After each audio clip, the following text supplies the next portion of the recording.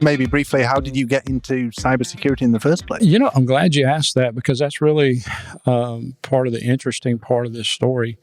When you walk into work one day in a small regional medical facility, you're the network administrator, kind of in the trenches kind of guy. There was air quotes over network administrator for the people listening. You have conversations with people with badges, not to the level of you, Mark, but, FBI, Secret Service, those kind of people. A data breach happened in that medical facility, and after being cleared as being the suspect, one of the suspects, we were all suspects because we worked in IT. It got to be an inside job, right? Yep. Had over 800 patient accounts that were compromised, and they were used to file fraudulent tax returns. Oh. I can speak of this because it's public. Yes. And so that kind of gave me a perspective of looking at IT through a different lens, And this was at the start of kind of getting into this. I wasn't even in security there. So you kind of got... The closest thing was group policy. Thrown in the deep end of security by like a necessity at some level. But, after doing some of the forensic work that was required to figure out who did it, it gave me a lens to look through. And from that point forward, I can see that's where my career shifted from, deep in the annals of IT techie world to cybersecurity. So always had a fascination from that point forward to pursue that pathway. And that is really what led me to doing the security kind of work. Worked for an insurance company, had a dotted line per se to cybersecurity.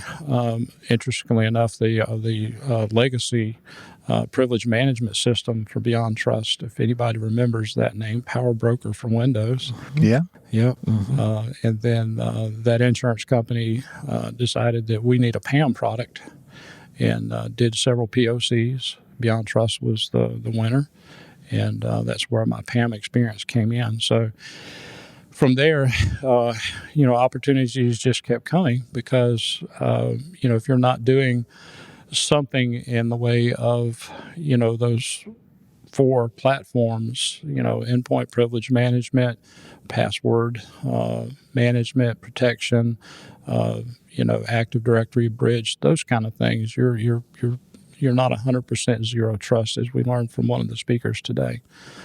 So that's how I got into it. Yeah. So coming from that IT background, you must have seen some fantastic cybersecurity war stories. So is there any particularly funny or memorable cybersecurity war stories you've got? I can't say funny, but memorable. Working as a services provider company, we see things. Some of it we can talk about, some of them we can't. We can't name names, obviously. But when you have a large-scale enterprise that do not, they use their standard accounts that they've checked email on to go in and administer protected assets, what I call tier 1, type assets. That's scary. But it also at the same time gives you a sense of satisfaction that you're helping this client, this enterprise, to take security seriously.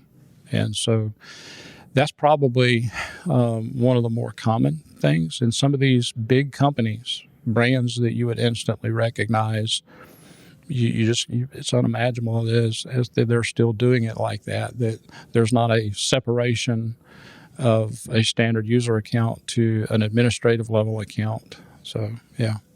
And then as we round this out, is there anything that you did personally in your past that you now think, as a cybersecurity professional, why on earth was I doing that?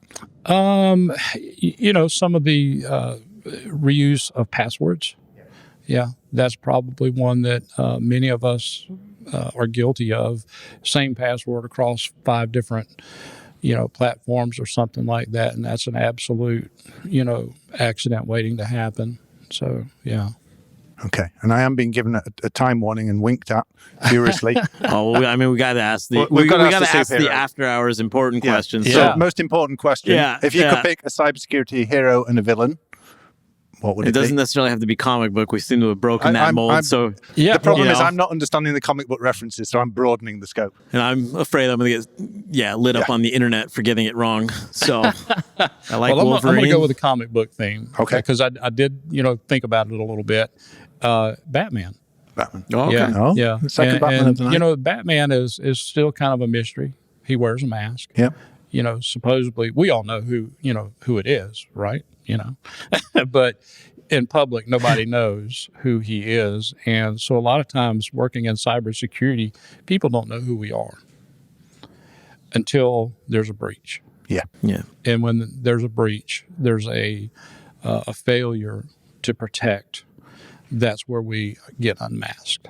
And so our objective is to keep the mask on so that we remain kind of in the background. We do our jobs. We protect, keep people out of the headlines. And that's really, if you're working in IT or in cybersecurity, we all have one job, and that's to protect whoever's hired us out of the cybersecurity headlines. I think that's a really nice, profound answer. Yeah. And who would you be, real quick, who would be your villain? Villain, the Joker. Keeping with the Batman theme. Yeah, the Joker.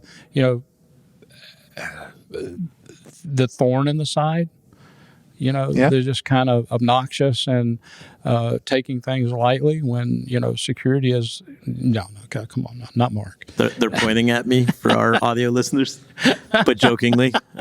Maybe James isn't. Yeah. Okay, that's great. No, I going back to what you were mentioning with the Batman reference, right? And sometimes it's like, you have all these expectations to remove all the friction, just make everything work. It's supposed to magically not get hacked. Nothing's supposed to go wrong, right? There's a very thankless aspect to what folks like yourself do, right? And so for whatever it's worth, and I can speak for James, thank you for what you do. Absolutely. And thank you for sharing. Really appreciate it, man. All right. Thank you. Thanks for joining us. Thank you.